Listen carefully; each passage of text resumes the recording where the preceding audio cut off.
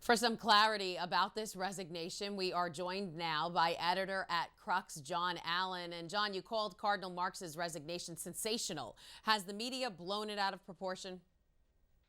Normally, when a cardinal resigns for reasons linked to the clerical sexual abuse crisis, it's in disgrace. It's because he's been accused of abuse or mishandling abuse cases.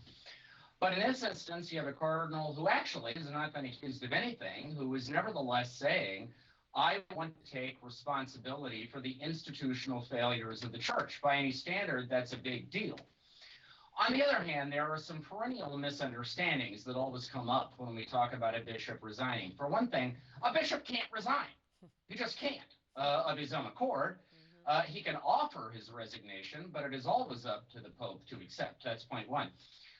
Point two, even if Pope Francis were to accept Marx's resignation as the Archbishop of Munich, that's all it is. It doesn't mean he's not a cardinal anymore. He would continue to be a cardinal in good standing. He would continue to be the head of the Vatican's Council for the Economy. He would continue to sit on the Pope's Council for Cardinals. He would continue to be a very big dog in the Catholic Church. Yeah, I want to read part of the resignation letter to you that he wrote to Pope Francis. He says, to assume responsibility, it is therefore not enough, in my opinion, to react only and exclusively if the files provide proof of the mistakes and the failures of individuals.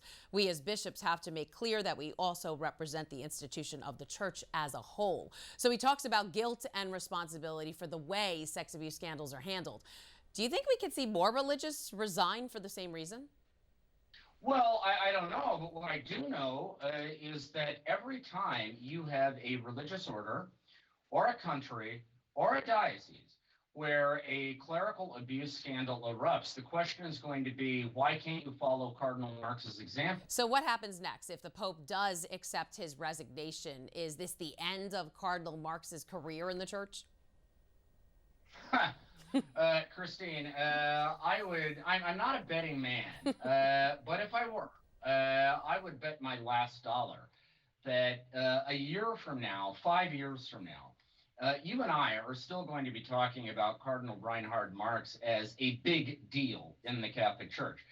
If he's no longer in Munich, I think there's a good chance that he may end up in the Vatican. Bear in mind that the Congregation for Bishops, for instance, is currently led by a cardinal who is about to celebrate his 77th birthday.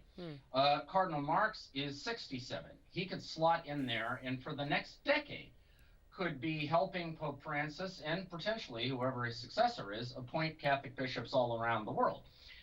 So no, I do not think this is the end for Cardinal Reinhard Marx. I think, if anything, this is the beginning of what could potentially be the most important chapter of his story. All right, we'll have to wait and see. Resignation or not, we'll still hear from him. John Allen, editor at Crux, thanks for breaking it down for us.